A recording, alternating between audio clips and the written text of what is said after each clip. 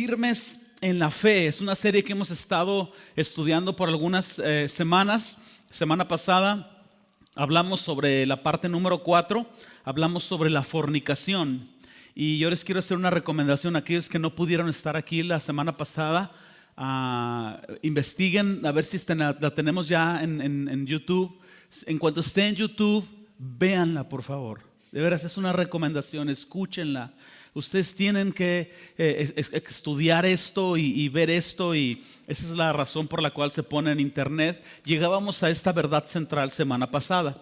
Para terminar la carrera de la fe sin tropiezos, será necesario aprender que la tolerancia al mundo puede llevarnos no solo a la fornicación, no solo a la idolatría, sino puede llevarnos a destruir nuestra relación con Dios, tal y como sucedió con Israel. Solamente una vida radical nos alejará de la tolerancia al mundo. No pierdan de vista lo que cada semana les repito al estudiar este pasaje 10 de 1 Corintios. Desde el capítulo 9 en adelante, Pablo está escribiendo con la idea de que la fe en Cristo es una carrera. Y Pablo tiene el anhelo en su corazón de que nadie se tropiece y no llegue a la meta. Y entonces Pablo dice, cuidado con estas advertencias. Dicho todo esto, vamos a hablar ahora sobre la parte número 5. Vamos a hablar sobre tentar al Señor. Y estoy animado del mensaje de hoy porque tentar a Dios no es un mensaje, es muy importante para nuestra santificación. Pero tentar a Dios no es un tema que se predique mucho en el pueblo de Cristo. Sinceramente yo no he escuchado en mis 20 y tantos años de cristiano, no he escuchado un mensaje, no he encontrado explícitamente un libro que hable sobre tentar a Dios, pero es muy, muy importante. Entonces abran sus corazones. Vamos a leer el pasaje base ahí en 1 Corintios 10, versículo 6. Encuéntrenlo en sus Biblias y por favor pónganse listos porque vamos a hacer algunos brincos de versículos para ahorrarnos un poco de tiempo. 1 Corintios 10, versículo 6. Mas estas cosas sucedieron como ejemplos para nosotros, para que no codiciemos cosas malas como ellos, Israel, codiciaron. Versículo 9. Ni tentemos al Señor, como también algunos de ellos le tentaron y perecieron por las serpientes. Bríncate al versículo 11. Y estas cosas les acontecieron como ejemplo y están escritas para amonestarnos a nosotros, a quienes han alcanzado los fines de los siglos. Ayúdenme a completar el versículo 12. Así que el que piensa estar firme, mire que no caiga. Hoy vamos a estudiar este ejemplo de Israel. Nomás para que quede claro, hay muchas cosas de Israel que nosotros podemos imitar en nuestra fe. Pero también hay unas situaciones que sucedieron, cosas que pasaron con Israel, que no es un asunto de que Israel el malvado y el pecador y nosotros los santos, sino que Israel era un pueblo compuesto por seres humanos como tú y como yo. Y si ellos encontraron tropiezo en algunas áreas, nosotros corremos el mismo riesgo por ser la misma condición humana. Entonces vamos a estudiar la forma arrogante en cómo Israel probó a Dios, tentó a Dios para que Dios cambiara la situación en la que estaban. Israel estaba intentando manipular a Dios. Y estudiando, esta es la 7ª vez que Israel se queja con Dios por haberlos libertado de Egipto. Me es complicado pensar en un cristiano que ha sido salvado por fe, por gracia, quejarse 7 veces porque el Señor lo sacó del mundo. Híjole, la misericordia de Dios y lo difícil que fue para Dios tratar con este pueblo. Pero bueno, vamos a estudiar ampliamente qué es tentar en cada una de sus formas y vamos a tomar una aplicación práctica para nosotros. Entonces, ¿están listos? ¿Alguien que tenga miedo? Deberían de tener miedo, hermano. No se crean. Vamos a llevar esta verdad central en nuestro corazón al finalizar este mensaje. Aquí va, está en pantalla creo. Tentar a Dios es ser arrogantes y desafiar a Dios para que Él haga conforme a nuestro deseo. Tentar a Dios es exactamente lo opuesto a la humildad, la dependencia de Él y la fe. Y yo sé que la palabra arrogante suena feo y dice, yo arrogante no, arrogantes estos, no se crean. Pero van a entender por qué el uso de esta palabra conforme vamos avanzando en el mensaje. Vámonos muy simple, de menos a más, peras y manzanas, como lo hemos hecho estos últimos domingos. Empezamos por el primer punto. ¿Qué es exactamente tentar a Dios? ¿Y en qué formas nosotros podemos tentar a Dios? Ok. Para poder entender qué es tentar a Dios, primero tenemos que estudiar o entender qué es el significado de la palabra tentación. Es muy interesante que tanto en Antiguo Testamento como Nuevo Testamento, es decir, la palabra escrita en hebreo y escrita en griego, en ambos idiomas la palabra posee dos significados contrarios. Y entonces, la palabra tentación significa incitar al mal, y al mismo tiempo la misma palabra significa probar el corazón. Y entonces, dependiendo de la situación y dependiendo de quién venga, y como se dice en hebreo, dependiendo del sapo, la pedrada, ¿verdad? Dependiendo de la situación en la que estemos, nosotros podemos entender el significado de esta palabra. Por ejemplo, sabemos a través de las Escrituras que Satanás incita al hombre para que haga el mal. Desde el huerto del Edén lo ha estado haciendo. Pero a través de las Escrituras también nosotros sabemos que Dios no incita a las personas al mal. Dios tienta a las personas, utilizando el significado correcto. Dios prueba los corazones de las personas. Mientras Satanás los tienta para que hagan el mal, Dios prueba los corazones para que hagan el bien, para que caminen hacia Él, para que crezcan en la fe. Sabemos que Dios no tienta a las personas. Quizás haya alguien que pueda decir, no, Señor, pues es que ¿para qué me diste este impulso sexual? Pues ya no lo puedo controlar. Eso va en contra de la naturaleza de Dios. Si Dios te dio el sentir sexual o esta parte de la sexualidad para que tú fueras al pecado, Dios estaría contradiciendo su naturaleza santa. Entonces Dios no te está incitando al mal. Tu tentación sexual viene de los deseos incorrectos de tu corazón. Creo que Santiago 1:13 puede ayudarnos un poco más. Aparece aquí en pantalla. Santiago 1:13 dice: cuando alguno es tentado, no diga que es tentado de parte de Dios, porque Dios no puede ser tentado por el mal, ni incita al mal a nadie. Versículo 14: sino que cada uno es tentado cuando de su propia concupiscencia es atraído y seducido. Es decir, Satanás va a venir a incitarte al mal, pero Satanás va a tomar una muestra de lo que hay en tu corazón y en mi corazón, lo va a estudiar en su laboratorio y va a decir, con que esta persona tiene esta pata de palo. Y de ahí es donde él dice, esto me puede funcionar. Satanás no va a ir a tentar a alguien que no batalla en esta área. Satanás va a ir a tentar a alguien en donde está cojeando. Y entonces, esto es lo interesante, ¿verdad? De la forma en cómo la aplicación del significado de la tentación viene a nosotros. Dios probó a Abraham. Dios prueba la fe de los hombres. Dios probó a Abraham y le dijo que sacrificara al único hijo que tenía, al sueño de su vida, al cumplimiento de la promesa de Dios. Dios le dijo a Abraham, dámelo en sacrificio. Entonces Dios está probando la fe de Abraham, y Abraham está avanzando al sacrificio y está diciendo, el Señor va a proveer, con una esperanza, pero no con una presunción. Y Abraham levantó el cuchillo, sabes la historia, esperando que en el último instante sucediera un acto de misericordia de Dios, y efectivamente así fue. Eso es fe. Pero si nosotros tomamos el lado opuesto de esto y Abraham tentara a Dios, lo que sucedería es que Dios no le pediría a su hijo Isaac en sacrificio.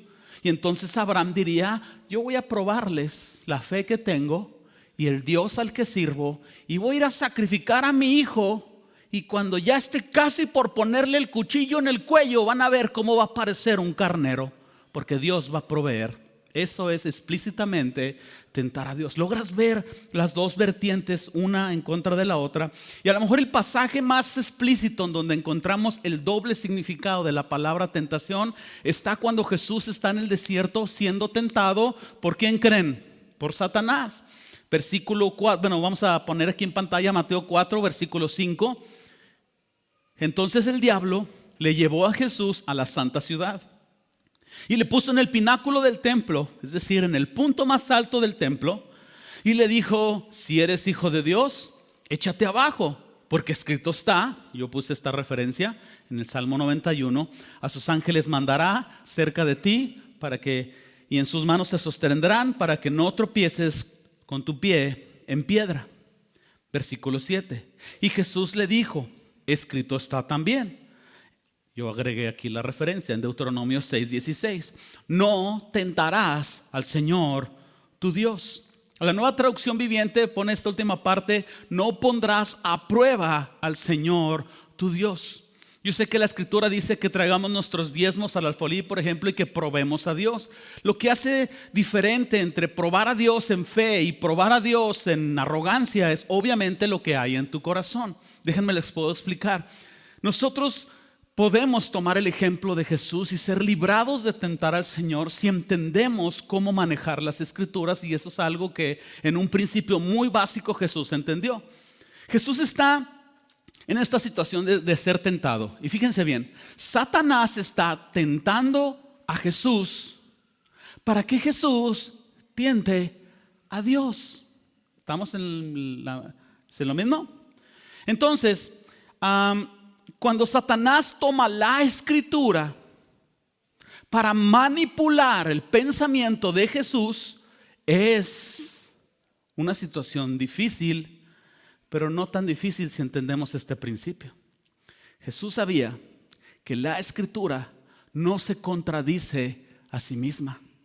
Cuando la verdad de Dios apunta hacia un lado y de repente tomas, entre comillas, otro versículo de la Biblia y apunta hacia este lado, Jesús escuchó: aviéntate y Dios te protege. Y Jesús dijo: no, aquí hay una vertiente incorrecta. Todos los rifles tienen que apuntar hacia allá.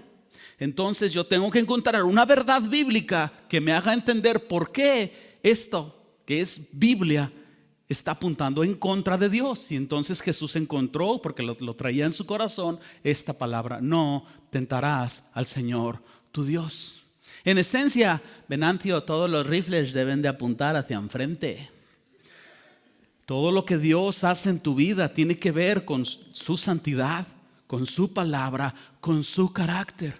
Y cuando algo venga a tu vida, aunque parezca espiritual, cuando un predicador y un pastor venga y te diga esto o aquello, aunque suene genial, si va en contra de los principios básicos, la verdad fundamental de Jesús, ten mucho cuidado al respecto. Entonces, nomás para unir todo esto que estamos hablando, entendamos como las tres dimensiones de la tentación, ¿verdad? Satanás tienta a las personas para hacer el mal. Dios prueba los corazones de las personas para avanzar en la fe. Pero ¿qué pasa cuando el hombre, en la tercera dimensión, cuando el hombre quiere probar a Dios?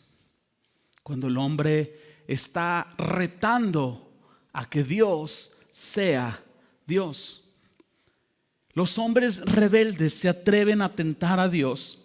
Y en lugar de esperar en Dios con humildad, en lugar de esperar con un sentir de fe, intentan ver hasta dónde ellos pueden llegar sin que Dios trate con ellos. Y entonces es este terreno, digámoslo así, gris, aunque para mí no es gris.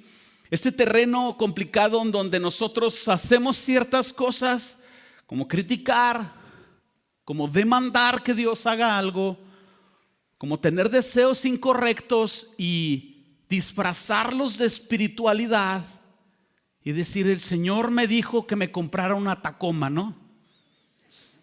Yo y mi Tacoma, ¿verdad? De la abundancia del corazón. Ya me está gustando más la Cheyenne. Un día les voy a decidir por cuál. Un día me voy a comprar una, aunque sea de esas de Hot Wheels.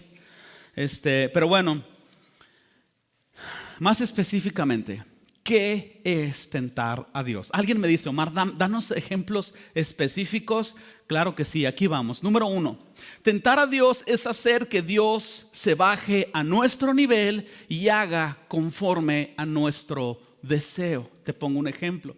Hay personas que dicen o han dicho, yo puedo dejar mi carro abierto en la noche, puedo dejar las llaves puestas en él y no me lo van a robar porque Dios a mí me protege.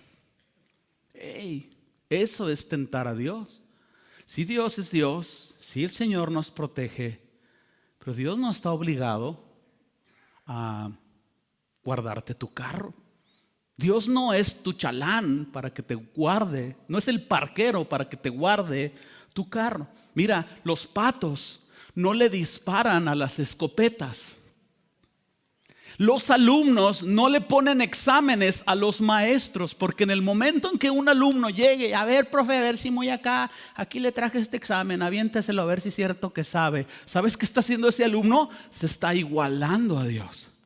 Y en el momento en que tú digas, Señor, así ahí te va, me voy a aventar del pináculo del templo para que me caches y todos vean qué increíble es esto. Tú te estás igualando a Dios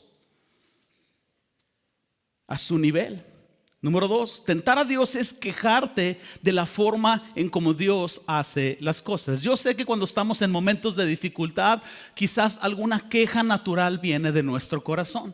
Pero cuando un padre conoce el corazón de su hijo y su hijo se queja porque el viaje es muy largo, ¿verdad? El padre de familia sabe que ese no es la esencia del corazón de su hijo. Pero un papá sabe cuando su hijo lo está retando, y Dios conoce nuestros corazones, de manera que hay veces que no es una queja por una situación difícil, sino es un estilo de vida de quejarse y quejarse y hacerle lastimoso y es que estoy en esto y es que ¿por qué no resulta como yo quiero? Es que si la Biblia dice que Él me ama, ¿por qué me va mal? ¿Y por qué el Señor no me sana? ¿Por qué el Señor no me provee para el negocio que a mí se me ocurrió? A mí. Dios no me mandó, a mí se me ocurrió. ¿Por qué Dios a mí no me provee y a otros sí les provee? Hey, hermanos, cuidado con estos pensamientos, cuidado con estas líneas, porque a veces nos quejamos por la forma en cómo Dios hace las cosas, pero Él es Dios y Él conoce tu corazón. Y ha probado su amor y su misericordia a nosotros. Entonces quejarte una vez por una situación difícil, 2 veces está bien, pero cuida de que la queja no sea parte de tu vida. Número 3, tentar a Dios es hacer de Dios nuestro sirviente y darle órdenes. Se van a asustar de lo que voy a decir ahorita, pero aquí vamos. Muchas de las veces hemos orado o hemos visto o oído personas que oran: sánalo, Señor, sánalo, sánalo en este momento, Señor, sánalo. Ya no te tomes el medicamento. No estoy jugando, es en serio. Ya Dios te sanó. Yo no voy a ir al hospital porque Dios me va a sanar. ¿Es Dios tu sirviente? ¿Está Dios obligado a sanarte? Entonces, cuidado con la forma en que oramos. Entonces alguien dice, bueno, ¿y cómo debo de orar? Con mucha cautela, mi hermano. Dios es el que sana. Y entonces tú ten cuidado con tus palabras para no equivocarte. Pide a Dios dirección. Yo uso mucho el poder, la palabra poder. Digo, Señor, si tú pudieras sanarle. Señor, que tú puedas ayudarle. Porque yo tengo miedo después de un tiempo que entendí y lo hice en años pasados en mi vida, lo hice. Y hoy el temor de Dios está en mí. Yo no quiero darle órdenes a Dios. No ir al médico, mis hermanos, pensando en que Dios te va a sanar. Sí, Dios puede sanar lo que sea, pero no ir al médico es tentar a Dios. Muchas de las veces has oído personas que dicen: en este momento desatamos el poder de Dios. Se desata el poder de Dios. Y yo pregunto: el poder de Dios está atado. Y tú, mi hermano, tienes la autoridad para desatar el poder de Dios.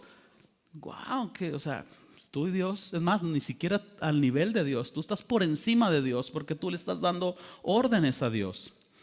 Muchas de las veces decimos, declaramos protección divina. Y yo, cuando me estaba preparando para estudiar esta serie de vientos de doctrina el año pasado, encontré unos videos bien tenebrosos. Y encontré, ¿me dejas decirlo, mi amor?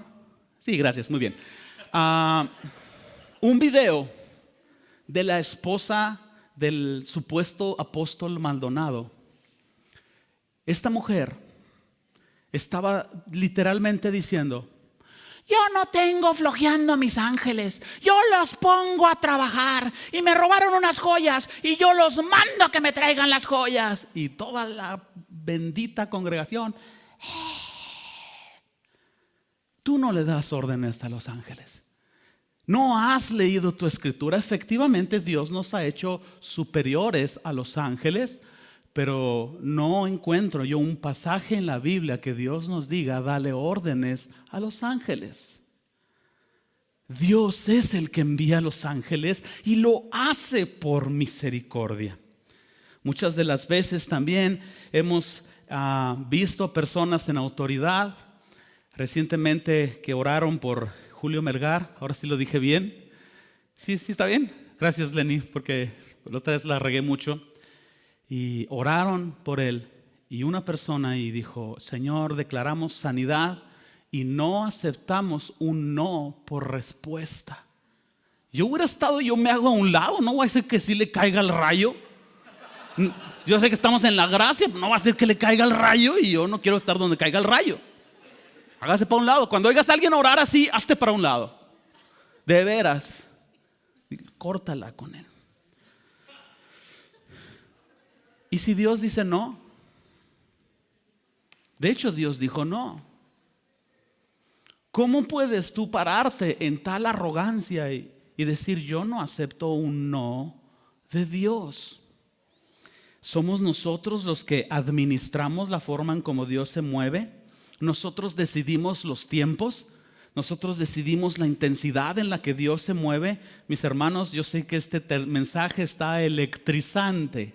Y yo sé que me estoy jugando el cuello en muchas cosas, pero mis hermanos, de verdad, yo tengo un compromiso con la verdad y yo voy a poner la verdad delante de ustedes. Número 4, tentar a Dios es probarlo para ver hasta dónde nosotros podemos llegar haciendo nuestros deseos. ¿Listos con esto? ¿Qué quiere decir esto?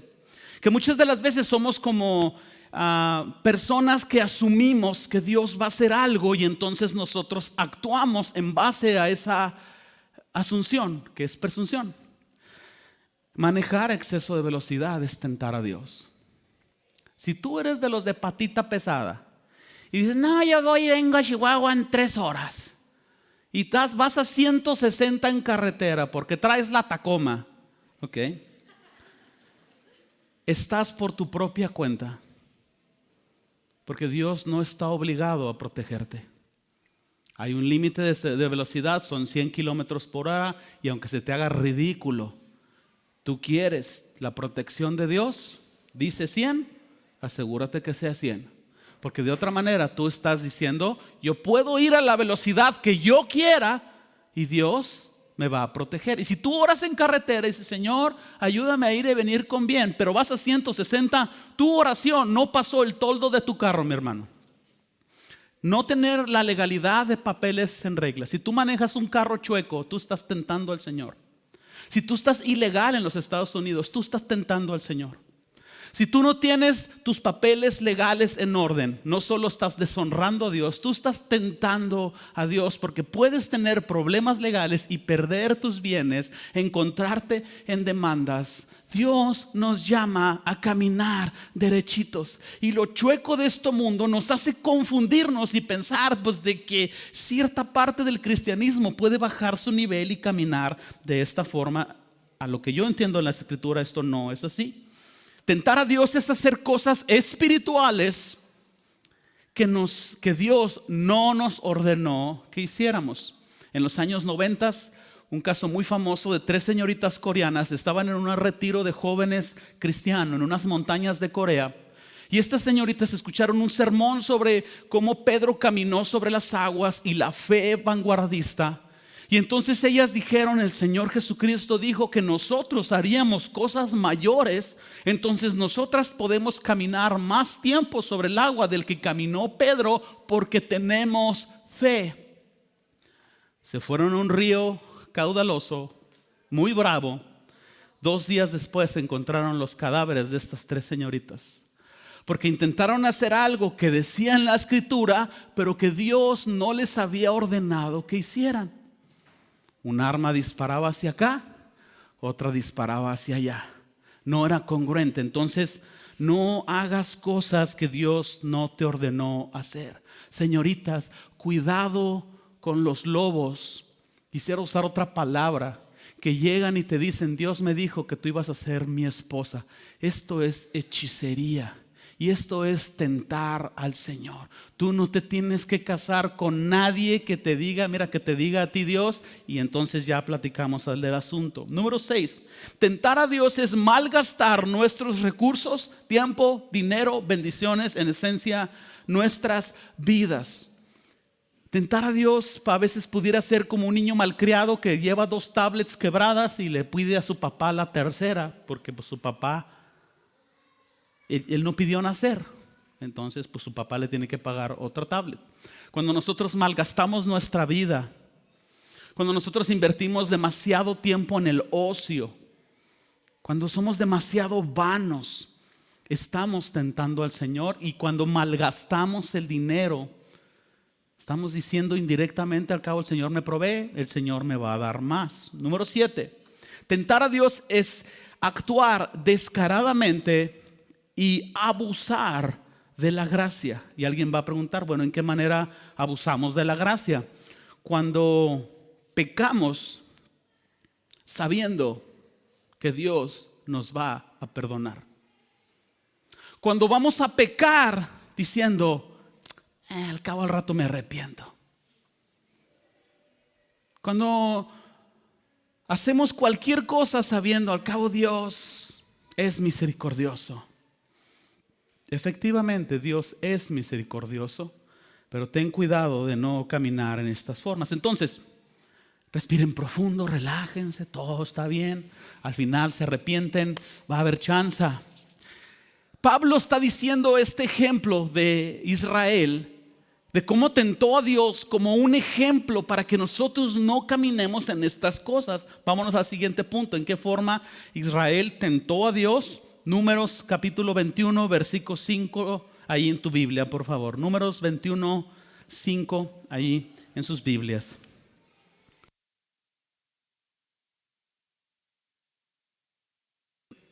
$21.5. Discúlpenme si lo dije al revés. 21.5 de Números. Debe de venir un título en la gran mayoría de las RB60 que dice la serpiente de bronce. Versículo 5, y habló el pueblo contra Dios y contra Moisés. ¿Por qué nos hiciste subir de Egipto para que moramos en este desierto? Pues no hay pan ni agua, y nuestra alma tiene fastidio de este pan tan liviano. Y el Señor envió entre el pueblo serpientes ardientes que le mordían al pueblo, y murió mucho pueblo de Israel.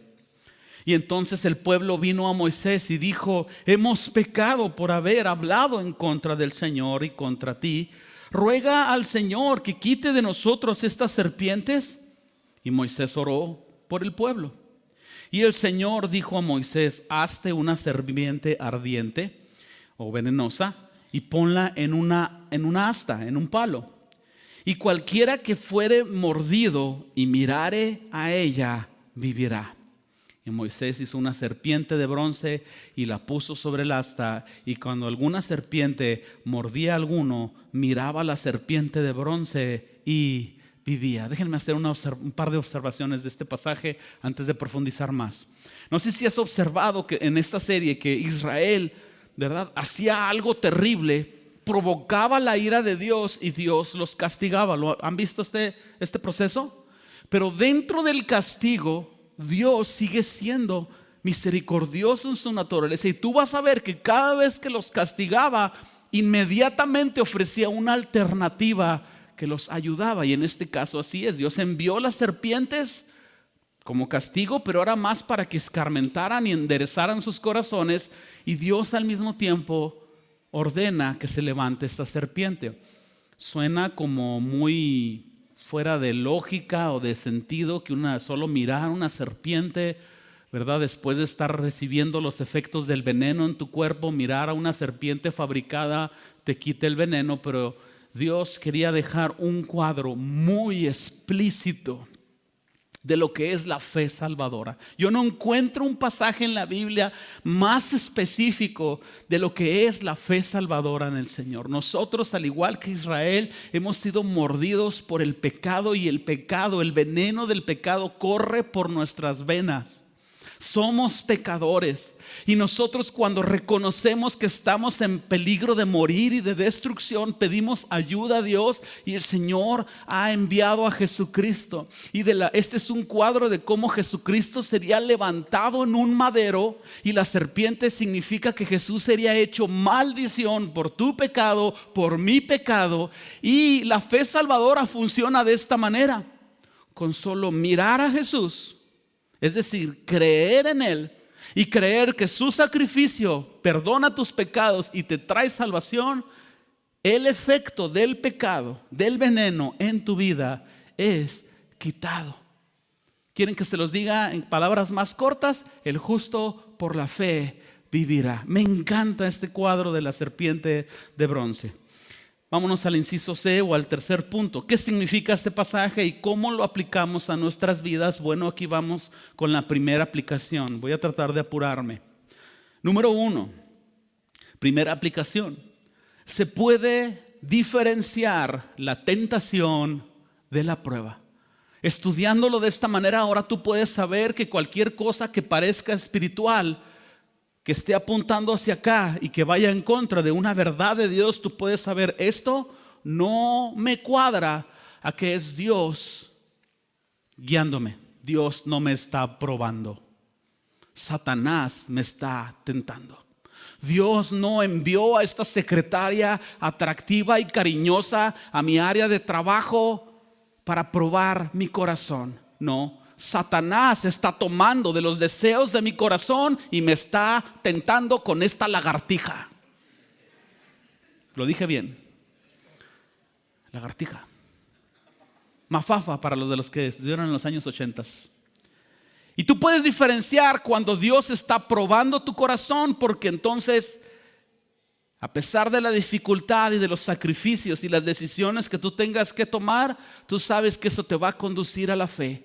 Tú sabes que eso va a glorificar a Dios. Tú sabes que eso va a hacer que ejercites tus sentidos espirituales. Creo que tenemos lo suficiente para diferenciar cuándo es prueba de Dios y cuándo es tentación del enemigo. Número 2, sí se puede resistir la tentación de tentar a Dios o de probar a Dios. Dices: ay, es que es imposible. No, sí se puede. Piensa en estas dos verdades. Si tentar a Dios no fuera pecado, ¿por qué Satanás incitaría a Jesús para que tentara a Dios? Efectivamente, tentar a Dios es pecado y era el objetivo de Satanás. Pero ahora piensa esta segunda verdad. Si Jesús pudo diferenciar qué era Biblia pero no venía de Dios, y qué verdades era lo que Dios quería que caminara, si Jesús pudo decir no a la tentación, si Jesús tuvo el carácter para decir: yo no voy a tentar a Dios, yo no voy a obligar a que Dios haga algo nomás para que yo sea exaltado o más cómodo o más próspero, yo no voy a poner a Dios en esa posición. Ok, si Jesús hizo eso, tú lo puedes hacer. Porque te recuerdo que el Señor vive en ti a través del Espíritu Santo. Y si Él venció, tú puedes vencer. Y si Él tuvo la claridad de entendimiento, Él te la puede dar. Si Él confió en su Padre Celestial, tú también puedes confiar en tu Padre Celestial. Entonces sí se puede. Número 3, o tercera aplicación: vive en humildad, confiando en Dios y dependiendo de Dios. Piensa que tentar a Dios es exactamente el extremo opuesto a la humildad. Entonces tú dices, ¿yo cómo le voy a hacer para no tentar a Dios? Sé humilde. Depende de Dios en todo momento. Confía en Dios en todo momento. Trata de encomendarle a Dios tus planes. Mira, no confíes en la provisión de tu trabajo. Confía en la provisión de Dios. No hagas planes con tu aguinaldo. Haz planes con lo que Dios te puede proveer. Trata de cambiar tu lenguaje y decir, si Dios quiere, vamos a ir a este viaje. Si Dios me permite, podemos hacer de esto y de esta otra manera. En vez de decir, yo voy a hacer esto y el Señor me va a ayudar. Número 4, sé un fiel administrador de lo que Dios te ha dado. Yo sé que les va a doler lo que les voy a decir, pero no inviertan demasiado tiempo en redes sociales. No desperdicien su vida en esto. No inviertan demasiado tiempo en entretenimiento. No sean huecos, mis hermanos. Yo no quiero que sean religiosos, pero tampoco quiero que sean huecos. Si tú dedicas horas y horas a redes sociales y a Pinterest y a esto y al otro, o sea, tú estás desperdiciando momentos importantes para estar con tu familia, para estar con el Señor, para hacer algo con las personas de la iglesia. Mira, no desperdicies tus recursos financieros. Richie dio un gran ejemplo. Ten un plan financiero, ten un control de gastos. Si eres un comprador impulsivo como yo, ten un control de gastos. Aplica la ley de la transparencia. No compres nada que tu esposa no sepa. Mujeres, no compren zapatos que sus esposos no sepan. Ouch, ay, sí. Número 5, respeta la voluntad de Dios. Mira, Israel se quejó por la situación en la que estaba. Esta es la 7ª vez que Israel se quejaba. Israel se está quejando porque están en el desierto. Se está quejando porque pues del agua, sabe, agua de la llave y no es de garrafón. Israel se está quejando porque come maná. Israel se quejaba por el maná y ustedes se quejan por los frijoles. Son las bolitas esas que dices que comes, ¿verdad, Trishi? Que las cosas en agua, sí. Entonces, tu comodidad. Israel quería ser cómodo. Tu comodidad no es el objetivo por el cual Dios te puso en esta tierra. No busques ser cómodo. No busques estar en este mundo maldecido por el pecado y no sufrir. Tal concepto no existe. Y recuerda que el sufrimiento te acerca a Dios. Recuerda que el sufrimiento te recuerda que que necesitas a Dios. Y si tú estás pensando por momentos difíciles que Dios te ha abandonado, no es así. Dios no te ha abandonado. Él te ha probado que está contigo hasta el fin del mundo. 6ª aplicación. No vivas por tus emociones, vive por tus convicciones. Tantos cristianos quieren vivir un cristianismo de emociones y quieren escuchar predicadores motivacionales. Vas a vencer, vas a ser un gran vencedor y un esto y un otro. Muchos cristianos quieren vivir por emociones en el Espíritu Santo y experiencias y manifestaciones, pero muchas de las veces obedecer a Dios va a ir en contra de tus emociones. Perdonar ciertísimamente va a ir en contra de tus emociones. Ser generoso va a ir en contra de tus emociones. Disciplinar a tus hijos va a ir ciertísimamente en contra de tus emociones. No vivas tu fe cristiana por lo que emocionalmente sientes. Ay, es que ahora no siento a Dios, ahora no se movió en la iglesia. Eso tú no lo sabes. Vive tu cristianismo por lo que crees y deja que tus emociones sigan a tu obediencia. Número 7, pon tu vista en lo eterno y no en la situación en la que estás. Israel hizo esto.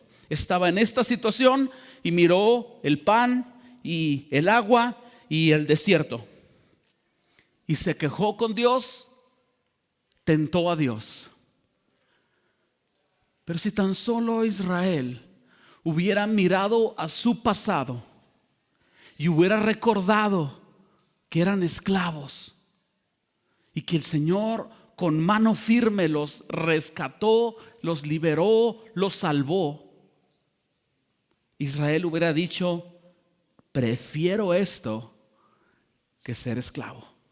Prefiero esto que ver a mis hijos todos flacos cargando paja y ladrillo para construir las pirámides de estos malvados. Prefiero esto que ver a mi hija ser abusada sexualmente por un egipcio abusón en autoridad. Prefiero comer pan en el desierto. Si tan solo hubieran visto a su pasado de redención. Mejor aún, si hubieran visto hacia su futuro de salvación y hubieran dicho: sí, ahorita estoy en el desierto, pero el Señor me ha prometido ir a la tierra prometida, donde fluye leche, donde fluye miel. Aguanto esta situación por lo que viene adelante. Mejor aún, si Israel hubiera mirado su pasado de redención y su futuro de salvación, hubiera dicho: no, hombre, este pan con mermelada los lunes, los martes con mantequilla, miércoles de pan seco y aguaperros, pero gracias a Dios que tengo pan. Ay, gracias por ese amén. Muy bien. Número 7. Arrepiéntete de haber tentado a Dios. Muchos nos hemos quejado, muchos hemos tentado a Dios en formas que a lo mejor tú no sabías que lo estabas haciendo. Pero ¿sabes qué? Arrepentimiento es cambiar de opinión. ¿Sí sabían el significado de arrepentimiento? Arrepentimiento es cambiar de opinión. Entonces, si tú antes pensabas de esta manera, hoy ya conoces la verdad y dices: Señor, yo ya voy a dejar de hacer esto, hoy ya voy a cambiar de opinión. Mira, Dios, cambia tu opinión de esta manera. Dios no es tu sirviente. Tú eres el sirviente de Dios. Dios no existe para tu deleite. Tú existes para el deleite de Dios. Y cuando tú entiendes esta verdad, tú dices: Señor, yo te voy a agradar. Aunque sea difícil, aunque sea pesado servirte, aunque sea difícil esto o aquello, Señor, tú eres el creador, yo soy lo creado. Ya me ubiqué, gracias por la oportunidad que me das de comenzar de nuevo. Llévate esta verdad central a tu casa. Tentar a Dios es ser arrogantes y desafiar a Dios para que Él haga conforme a nuestro deseo. Tentar a Dios es exactamente lo opuesto a la humildad, a la dependencia de Él y a la fe.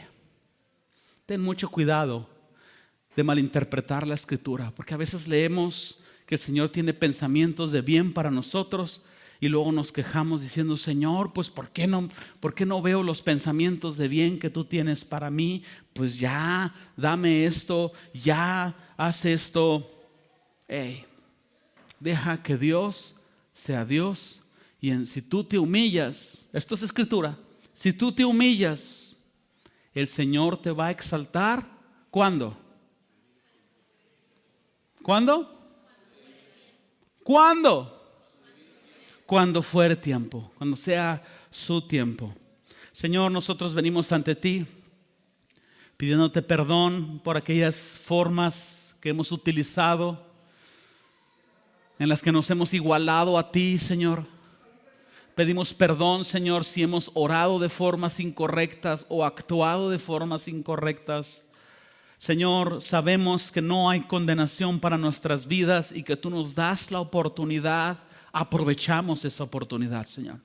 Cambiamos nuestra manera de pensar y hoy estamos agradecidos por tu bondad, por tu misericordia. Hoy estamos agradecidos por nuestro pasado de redención y estamos agradecidos por un futuro tan increíble que nos espera en tu presencia. Lo demás de esta vida, Señor,